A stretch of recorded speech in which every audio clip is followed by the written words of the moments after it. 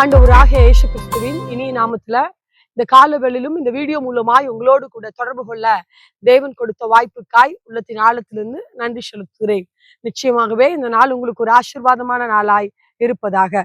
இன்று நாம் தியானிக்க இருக்கிற வசனம் ஆதியாகமம் 6வது அதிகாரம் 8வது வசனத்தை வாசிக்கும் போது இங்கு வசனம் எப்படி சொல்லுகிறது? நோவாவுக்கோ கர்த்தருடைய கண்களில் கிருபை கிடைத்தது என்று சொல்லி பார்க்கிறோம். அவன் தேவனுடைய கிருபை நம்முடைய வாழ்க்கையில, நம்முடைய குடும்பத்துல, நம்ம எதிர்காலத்துல, நம்முடைய பிள்ளைகள் வாழ்க்கையில ஒவ்வொரு நாளும் இருக்க வேண்டும் என்று நிச்சயமாய் அந்த கிருபை இருக்க வேண்டும். ஆமான்.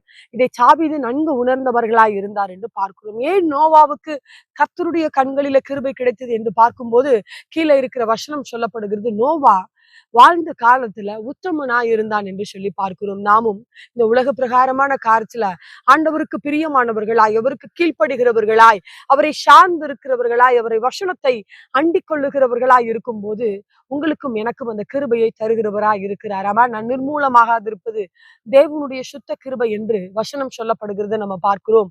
அது மாத்திரமல்ல, வாழ்நாளெல்லாம் மகிழ்ந்து கலிகூறும்படி காலையில தம்முடைய கிருபையால நம்மை நிரப்புகிறவராய் இருக்கிறார். கிருபை அவ்வளவு முக்கியமாய் இருக்கிறது. தாவீது ஒரு ஜெபத்தை ஏறெடுக்கும் போது இவர் இப்படி சொல்லுகிறார், என் ஜெபத்தை தள்ளாமலும் என் கிருபையை என்னை விட்டு விலக்காமலும் இருந்த தேவனுக்கு சோத்திரம் என்று சொல்லி நம்முடைய கிருபை, ஆண்டவருடைய கிருபை நம்முடைய வாழ்க்கையில மிக முக்கியமா இருக்கிறது. அந்த கிருபையை நாம் சார்ந்து இருக்கிறவர்களாய் இருக்க வேண்டும். அந்த கிருபை நம்மை வாழ வைக்கும், நம்மை ஆசீர்வாதமாய் மாற்றும், நம்முடைய குடும்பத்தை செழிப்பாக்கும். நம் வாழ்நாளெல்லாம் ஆசீர்வாதமாய் இருப்பதற்கு ஒவ்வொரு நாளும் தேவனுடைய கிருபை மிக முக்கியமா இருக்கிறது என்று நம்ம வேதத்துல பார்க்கிறோம்.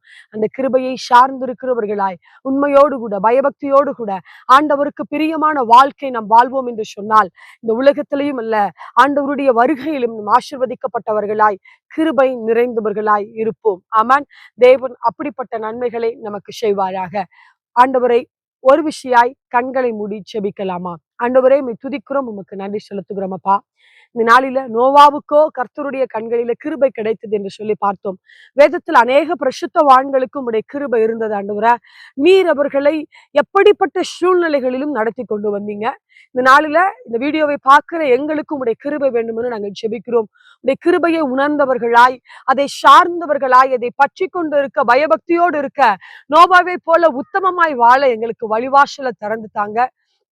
அப்படிப்பட்ட ஒரு வாழ்க்கை வாழ்ந்து இப்படி ஆசீர்வாதத்தை, கிருபைய இந்த வீடியோவை பார்க்கிற ஒவ்வொருவரும் பெற்றுக்கொள்ளட்டும். ஆண்டவரே, நீர் அவர்களுக்கு உதவி செய்யுங்க. நாங்கள் செபிக்கிறோம். இயேசுவின் நாமத்துல நாங்கள் செபிக்கிறோம், எங்கள் நல்ல பிதாவே. ஆமென். ஹல்லேலூயா. நிச்சயமாகவே தேவன் உங்களை ஆசீர்வதிப்பாராக. ஆமென்.